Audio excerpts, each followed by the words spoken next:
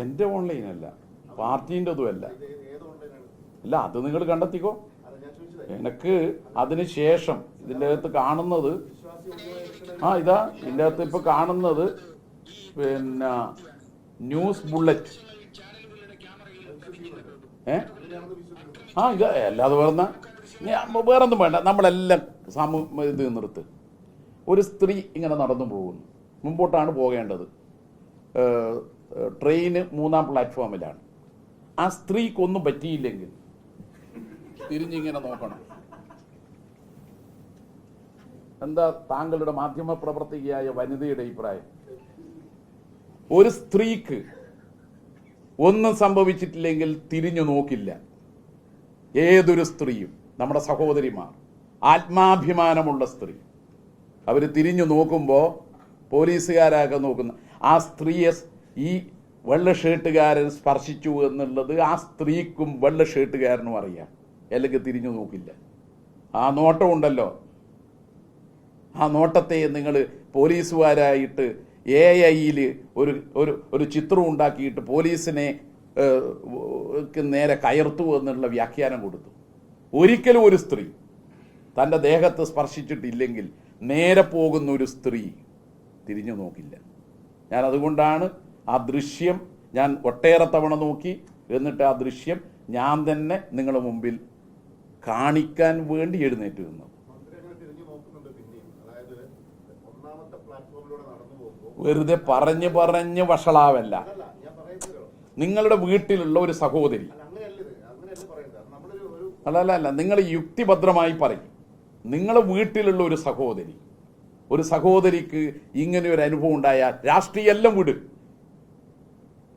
രാഷ്ട്രീയം നമ്മൾ മാറ്റ്. ഒരു മന്ത്രിയെ, ഒരു ഗവൺമെന്റിനെ ഇടതുപക്ഷമായി പോയി എന്നതുകൊണ്ട് എല്ലാം വിട്. വീണ ജോർജ് എന്ന് പറയുന്ന മുൻ മാധ്യമ പ്രവർത്തക, അത് മാത്രം എടുക്കുക. വീണ ജോർജിൻ്റെ പൂർവ്വകാല ചരിത്രം ഒരുപക്ഷെ ഇവിടുത്തെ മാധ്യമപ്രവർത്തകർക്ക് അറിയില്ലെങ്കിലും ഇന്ത്യ വിഷനിലൊക്കെ ഉണ്ടായിരുന്ന മാധ്യമപ്രവർത്തകരായ സീനിയർ പ്രവർത്തകർക്ക് അറിയാം അവരുടെ ജീവിതം. അതുകൊണ്ട് അവരുടെ കുടുംബവുമായി അടുത്ത ബന്ധം എനിക്കൊക്കെ ഉണ്ടാവുന്നത് ഇന്ത്യ വിഷനിൽ അവർ റിപ്പോർട്ടറായിട്ട് വന്ന ഘട്ടം മുതലാണ്. അപ്പോൾ അതുകൊണ്ട് നമ്മൾ അങ്ങനെ ഒരു കോൺഗ്രസിൻ്റെ പരിഹാസത്തിൻ്റെ രീതിയിൽ ചെയ്യരുത്. കോൺഗ്രസിൻ്റെ ഒരു സംസ്കാരമുണ്ട്, അത് മാങ്കൂട്ടത്തിൻ്റെ സംസ്കാരമാണ്. പ്രണയം നടിക്കുക, ഗർഭിണിയാക്കുക, എന്നിട്ട് ഗർഭചിത്രത്തിന് പ്രേരിപ്പിക്കുക, അതിന് സുഹൃത്തിൻ്റെ കയ്യിൽ ഗർഭചിത്രത്തിൻ്റെ മരുന്നുകൾ കൊടുത്തയക്കുക. ആ സംസ്കാരമുള്ള കോൺഗ്രസിൻ്റെ, യൂത്ത് കോൺഗ്രസിൻ്റെ, KSUവിൻ്റെ സ്ഥിതിയാണ് നമ്മളിവിടെ കാണുന്നത്. അതുകൊണ്ട് അത് ആ ദൃശ്യത്തിൽ വന്നത് അതിൻ്റെ സത്യസന്ധത എന്നിത്യാദി കാര്യങ്ങൾ ഇങ്ങനെയല്ല നമ്മൾ സമീപിക്കുക. ഇനി ഒന്നും വേണ്ട. റെയിൽവേ സ്റ്റേഷനിലേക്കുള്ള ഈ ഇടിച്ചു കയറ്റം 5 പേർ ചാവേറുകളായി പോയത് ശരിയോ തെറ്റോ? മുഖ്യമന്ത്രിയെ കല്ലെറിഞ്ഞ് അപായപ്പെടുത്തിയ ജില്ലയാണ് കണ്ണൂർ. നേരത്തെ പ്രതിഷേധങ്ങൾ എല്ലാ പാർട്ടികളുടെ ഭാഗത്തു നിന്നും എല്ലാ തരത്തിലുണ്ടാകും.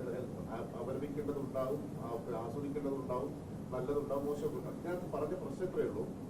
സഖാവ് കഴിഞ്ഞ ദിവസം പരിയാർ ആശുപത്രിയിൽ നിന്ന് ഇതാണ് മന്ത്രിയെ ആക്രമിക്കുന്നത് എന്ന് പറഞ്ഞ ദൃശ്യം കാണിച്ചു. അതെ, അതൊരു വിഷ്വലായിട്ട് അതിന്റെ ഓഡിയോ രീതിയിലായിട്ട് കൊടുത്തു. ആ കാണിക്കുന്ന ദൃശ്യങ്ങളുടെ കുറിച്ച് നമ്മുടെ കയ്യിലുണ്ടല്ലോ. അപ്പൊ ഇങ്ങനെ ഒരാള് അത് ഇത് തന്നെയാണ്. കഴുത്തിലേക്ക് വരുന്നു എന്ന് പറഞ്ഞു. അതെ, അത് ഇത് തന്നെയാണ്. അത് കരിങ്കൊടിയല്ല, അത് ഇത് തന്നെയാണ്. നിങ്ങൾ ഈ മന്ത്രീനെ തടിയ MP ജയരാജനോടാ വെടിക്കെട്ടുകാരൻ്റെ മോനെ ഉടുക്കി കെട്ടി പേടിപ്പിക്കുക. മന്ത്രിമാരെ കരികൊടി കാണിക്കുന്നതിൽ PhD നേടിയ ആളാണ് ജയരാജൻ, കേട്ടാ. കൂത്തുപറമ്പ് വെടിവെപ്പ് മാത്രം ഞാൻ ഉദാഹരണം പറയുക. അന്നത്തെ പത്മനാഭൻ നായർ കമ്മീഷൻ റിപ്പോർട്ട് എൻ്റെ അടുക്കില്ല. 2000 ആള്, 400ഓളം വരുന്ന പോലീസുകാർ, അവരെ മുഴുവൻ DYFI പ്രവർത്തകന്മാർ, ഒരായുധവുമില്ലാതെ, കൊടികെട്ടാനുള്ള വടി പോലുമില്ലാതെ, കറുത്ത തൂവാല പാൻറ്റിൻ്റെയോ മടിയിലോ തിരികെ കയറ്റിയ DYFI പ്രവർത്തകന്മാർ 2 മണിക്കൂറോളം അവിടെ നിന്നിട്ട് മന്ത്രിക്കോ പോലീസിനോ ഒരു പൂഴി മണൽത്തരിയുടെ പോറലും ഉണ്ടായിട്ടില്ല. പക്ഷേ എൻ്റെ ഇവിടെ 13 തുന്നാണ്. സുരേന്ദ്രന് നിരവധി സ്ഥലത്ത് പരിക്കാണ്. അപ്പം ഇതും മന്ത്രിയെ കരിങ്കൊടി കാണിച്ച പ്രകടനമാണ്, പ്രതിഷേധമാണ്. ഇവിടെ കണ്ണൂർ മുനിസിപ്പൽ ഓഫീസ്, പഴയ മുനിസിപ്പൽ ഓഫീസിൻ്റെ മുമ്പിൽ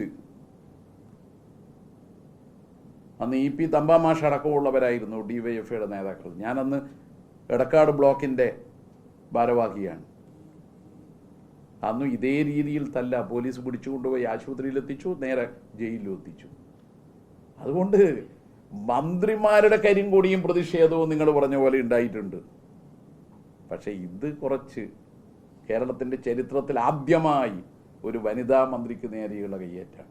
അത് നിങ്ങൾ ന്യായീകരിക്കണം. ഇതേ റെയിൽവേ സ്റ്റേഷന്റെ മുന്നിൽ വെച്ച് തന്നെ മന്ത്രി, മുൻ വിദ്യാഭ്യാസ മന്ത്രി അബ്ദുൾ റബ്ബിനെ പണ്ട് SFI കരിങ്കൊടി കാണിച്ചിട്ട് യാത്രയ്ക്കെത്തിയപ്പോൾ ഓർമ്മയുണ്ടാകും. റെയിൽവേ സ്റ്റേഷനിൽ അത്തരം അസാധാരണമായിട്ടുള്ള പ്രതിഷേധങ്ങളൊക്കെ ഇടതുപക്ഷ യുവജന വിദ്യാർത്ഥി സംഘടനകൾക്ക് നടത്തിയിട്ടുണ്ട്. ഇല്ലാന്ന് ഞാൻ പറഞ്ഞിട്ടില്ല. ഞാൻ പറഞ്ഞല്ലോ അതിൽ PhD ഞാൻ. അതിൽ പിന്നെ നിങ്ങൾ വെറുതെ നിങ്ങൾ നടത്തിയിട്ടില്ലെന്ന് ചോദിക്കേണ്ടതില്ല. പക്ഷെ ഇങ്ങനെയൊരു സംഭവം DYFIയെ കുറിച്ചോ SFIയെ കുറിച്ചോ അങ്ങനെ നടത്തിയെന്ന് പറയാൻ കഴിയില്ല. അതേ ഞാൻ പറഞ്ഞിട്ടുള്ളൂ. മറ്റൊരു കാര്യം, ഇപ്പോ നേരത്തെ നമ്മള് മന്ത്രി വീണ ജോർജിന്റെ വീട്ടില് റീത്ത് വെച്ചതുമായി ബന്ധപ്പെട്ട് സംസാരിച്ചു. അതിന് സമാനമായ ഒരു സംഭവം കഴിഞ്ഞ ദിവസം കണ്ണപുരത്തുണ്ടായിരുന്നു. പയ്യന്നൂരിലെ കുഞ്ഞികൃഷ്ണന്റെ കയ്യിൽ നിന്ന് പുസ്തകം ഏറ്റുവാങ്ങിയ PV അനിൽകുമാറിന്റെ വീട്ടിലും സമാനമായ രീതിയിൽ ഒരു റീത്ത് വെച്ചിട്ടുണ്ട്. തീർച്ചയായും അതൊന്നും ഒരിക്കലും അംഗീകരിക്കാൻ കഴിയുന്നതല്ല. ഈ പ്രതിഷേധത്തിനിടെ മന്ത്രി വീണ ജോർജിന് പരിക്കു പറ്റി എന്ന നിലയിൽ അത് പറഞ്ഞിരുന്നെങ്കിൽ അതിൽ KSUക്കാർ നേരിട്ട് മർദ്ദിച്ചു എന്നതിൽ തെളിവില്ല എന്നാണല്ലോ ഇപ്പോൾ ദൃശ്യങ്ങൾ. എങ്ങനെ പറയാൻ കഴിയൂ? നിങ്ങൾ അവിടെ ഉണ്ടായിരുന്നോ? സാക്ഷിയാണോ? ഞാനവിടെ ഉണ്ടോ? ഈ വിഷ്വൽ വെച്ചിട്ടാണ് ഞാനിപ്പോൾ പറയുന്നത്. ഈ